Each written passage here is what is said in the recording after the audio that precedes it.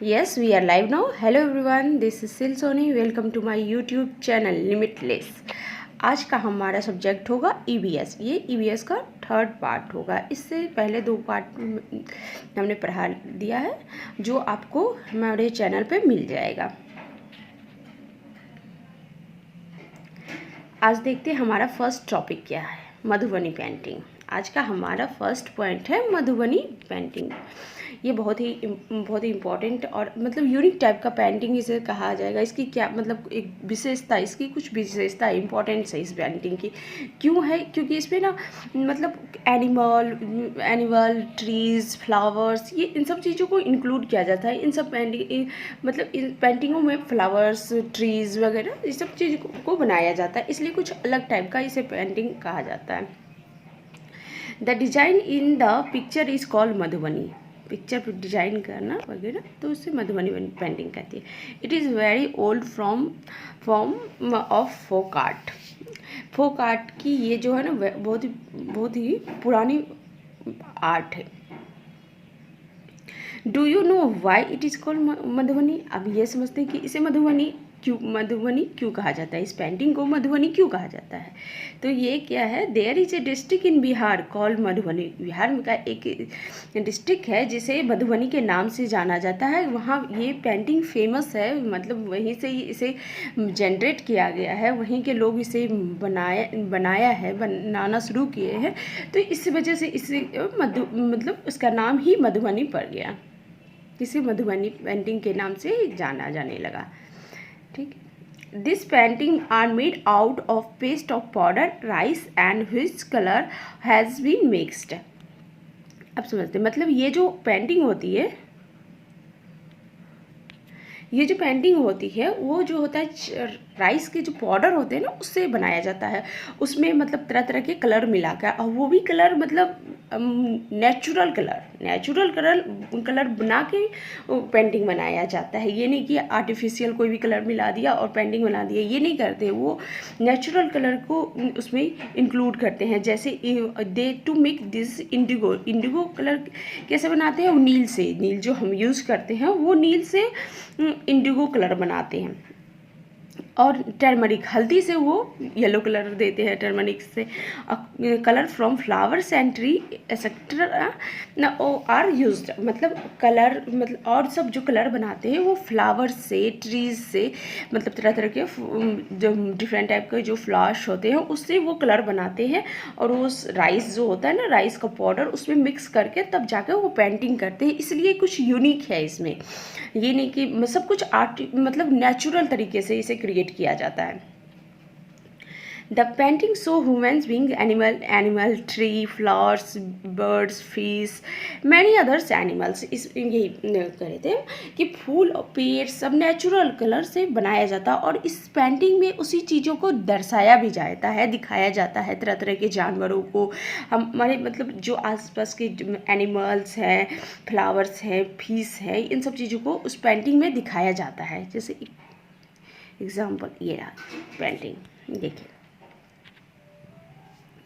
इसमें ह्यूमन्स भी होंगे, ठीक है, ट्री भी है, फ्लावर्स भी है, एनिमल है। बस इसी तरह का कुछ एक इस तरह का आर्ट मधुबनी पेंटिंग में बनाया जाता है। ठीक है, सब इस जितने भी कलर है वगैरह है सब बस नेचुरल कलर है, फ्लावर्स वगैरह से बनाया जाता है। ये सब जो आपको दिख रहा है इंडिगो कलर, तो ये नील से बनाया जाता है। इसका बहुत ही इम्पोर्टेंस है इस चीज़ों का। ठीक है, आगे चलते हैं आज के टॉपिक में। गीजूभाई, अभी इनके बारे में समझते हैं। गीजूभाई बडेका लिव्स इन गुजरात। गीजूभाई बडेका जो है वो गुजरात में रहते थे। He wrote many stories for child. ये किस बात के लिए फेमस है? ये इसलिए फेमस है कि ये जो है ना बच्चों के लिए बहुत सारे स्टोरीज लिखी है। और ये जो है छोटे बच्चे के एजुकेशन पे भी इन्होंने काम किया, वर्क किया है। और इनका एक बुक बहुत फेमस है, दिवा स्वप्न, जो यहाँ पे से हो रहा है। ठीक है, इनका ये बुक बहुत ही फेमस है। बाकी इन्होंने बहुत सारी बुकें लिखी, स्टोरीज लिखी हैं, मगर ये इनकी बुक है जो दीवा स्वप्न, ये बहुत फेमस है। और इन्होंने बच्चे के एजुकेशन के लिए भी बहुत वर्क किया है। तो ये क्वेश्चन में सीटेट के क्वेश्चन में आया हुआ भी है। गिजूभाई वडेगा lives in Gujarat.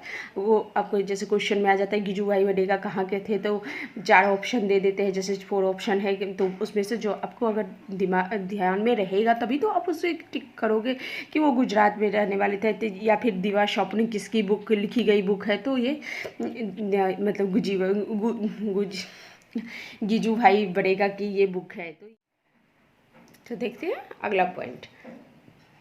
Robin in Indian robin lays its eggs in between of stones along road side। मतलब ये जो है ना रॉबिन जो बर्ड है, ये कहाँ पे अपने अंडे ले करता है, तो रोड के साइड जो स्टोन वगैरह रहते हैं ना उसी के बीच ये अंडे ले करता है। तो ये मतलब रॉबिन अपने अंडे कहाँ ले करता है, तो रोड के साइड जो पत्थरे छोटे छोटे पत्थरे होते हैं उन्हीं उसी के सबके बीच में अपना घोंसला बनाता है और उसमें अंडे ले करता है।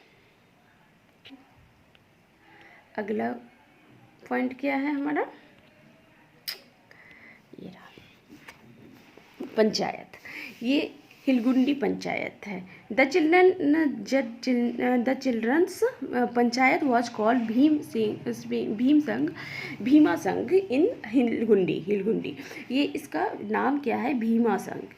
एक मतलब भीमा संघ हिलगुंडी मतलब एक है पंचायत है, जहाँ ये अपने पंचायत तो बहुत जगह पर है, पर ये अपने आप में फेमस पंचायत है। हिलगुंडी का एक पंचायत है, वो बहुत ही फेमस है। क्यों फेमस है, क्योंकि इसमें क्या है, अडल्ट के साथ साथ बच्चे भी पार्टिसिपेट करते हैं, मतलब भाग लेते हैं। पंचायत का काम क्या होता है, मतलब बहुत सारे डिसीजन लेना, मतलब उनको कुछ कार्य कराना, बहुत इस तरह का चीज़ें होते हैं। पर इसमें क्या होता है ना, अडल्ट लोग मतलब पार्टिसिपेट करते हैं। पर इसकी एक खासियत है भीमा संघ जो पंचायत हिलगुंडी में जो है उसका क्या मतलब है, एक क्वालिटी कि यहाँ पे मतलब अडल्ट के साथ बच्चे भी पार्टिसिपेट कर सकते हैं, इसीलिए कुछ ये जो है कुछ मतलब फेमस है। इस तरह का कुछ पंचायत होता है। अब आते हैं बनियन ट्री।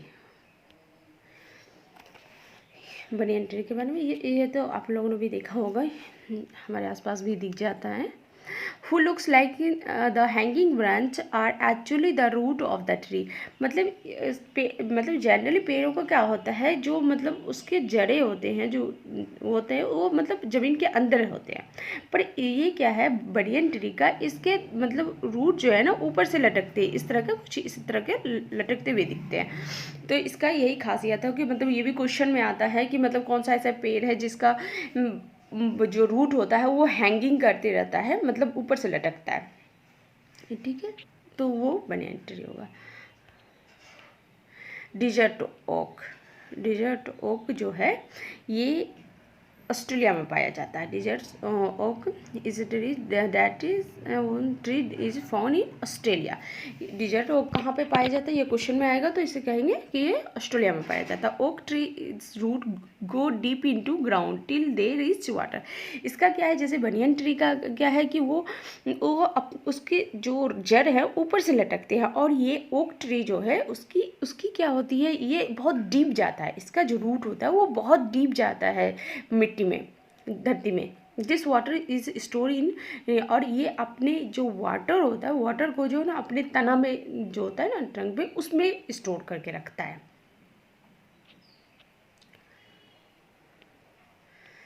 इस तरह का कुछ पेड़ होता है ये ओक ट्री। अब आते हैं Bihu festival. Bihu festival is celebrated in Assam on occasion of new rice crop.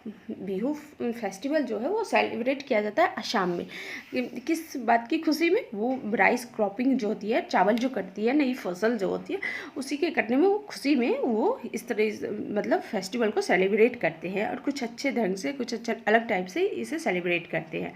Magh Bihu is celebrated on 14th and 15th of January. मतलब ये जनवरी के 14 14 या 15 को इसे सेलिब्रेट किया जाता है। और हिंदी महीने से जो माघ वाले जो मतलब आसामी कैलेंडर से इसे फर्स्ट या 2 माघ और द 10th मतलब अक्टूबर मंथ को इसे सेलिब्रेट किया जाता है। आसामी कैलेंडर से इसे फर्स्ट या सेकेंड माघ को सेलिब्रेट करते हैं। और हमारे जो कैलेंडर उसे 14 और 15 को जनवरी को पड़ता है माघ। दे मेक बेलागर नव घर फ्रॉम बम्बू, मतलब एक घर बनाया जाता है, घर बनाया जाता है बांस और फूस वगैरह से, कुछ इस तरह का घर बनाया जाता है। इसमें क्या होता है, बहुत मतलब आसामीज़ लोग जो होते हैं ना बहुत अच्छे ढंग से इसे सेलिब्रेट करते हैं, और करना भी चाहिए, क्योंकि आज हम लोग जो भी कर रहे हैं, जो भी खाने के लिए ही कर रहे हैं, तो हमारा जो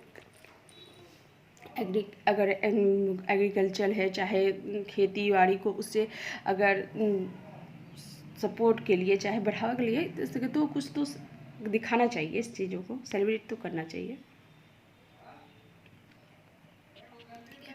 तो इसे ये जो भेलाघर बनाया जाता है ना, ये भेलाघर इसको क्या करते हैं, ये फिर बाद में इसे जला भी देते हैं। जब ये फेस्टिवल ख़त्म हो जाता है तो इसे जला देते हैं, इसे रखते नहीं है, इसे फिर हटा देते हैं। ठीक है,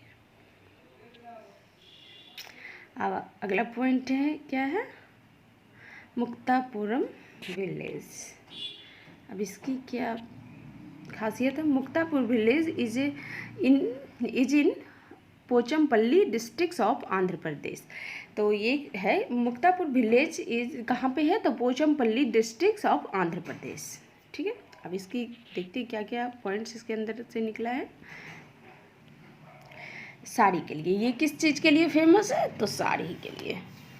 पोचमपल्ली साड़ी और कलंकारी फेमस है यहाँ की। ठीक है, ये यहाँ टू टाइप्स ऑफ साड़ीज़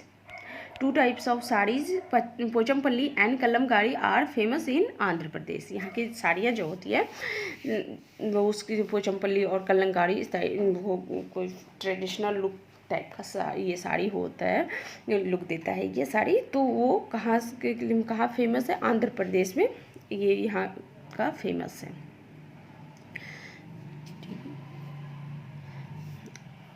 अब ये पॉइंट खत्म हो गया। अच्छा, इसके मैंने पॉइंट नहीं थे।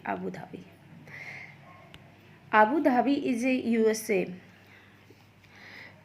In USA. तो आबू धाबी कहाँ है, तो यूएसए में है, यूनाइटेड अरब इमिरेट्स।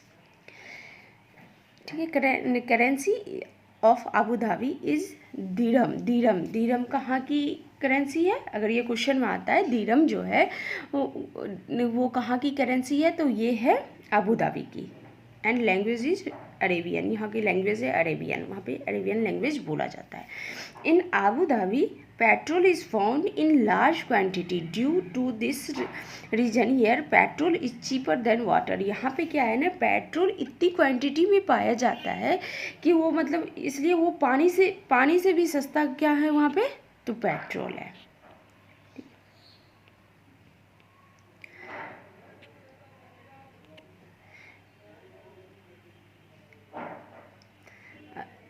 अब इसे देखते हैं।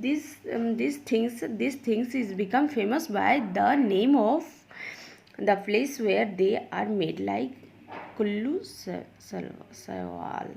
ठीक, अच्छा, तो ये क्या होता है, मतलब क्या होता है ना कि जो मतलब कुछ चीज़ें क्या होती है ना, अपनी अपनी स्टेट की ना वो फेमस हो जाती है।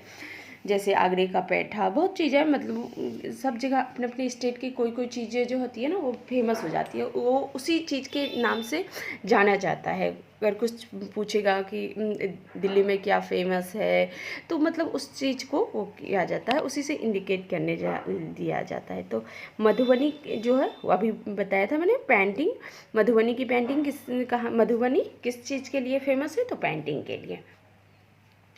असम किस लिए फेमस है, तो सिल्क के लिए। और कश्मीरी एम्ब्रॉयडरी के लिए, कश्मीरी की एम्ब्रॉयडरी तो बहुत ही फेमस है। देखते हैं कुछ, ये तो अभी मैंने दिखाया था, ये मधुबनी पेंटिंग हो गई। ये जो है एम्ब्रॉयडरी है, ये कश्मीर की एम्ब्रॉयडरी कुछ इसी तरह की करी जाती है। ठीक है, और क्या था, असम का सिल्क की साड़ियाँ असम की सिल्क की कुछ इस तरह की होती है। ठीक है, ये सब अपने अपने स्टेट में फेमस है। देखते हैं आज का टॉपिक। अच्छा, आज का हमारा ये सेशन यहीं पे ख़त्म होता है। आज का हमारा वीडियो कैसा लगा? अगर अच्छा लगा तो लाइक सब्सक्राइब करना ना भूलें।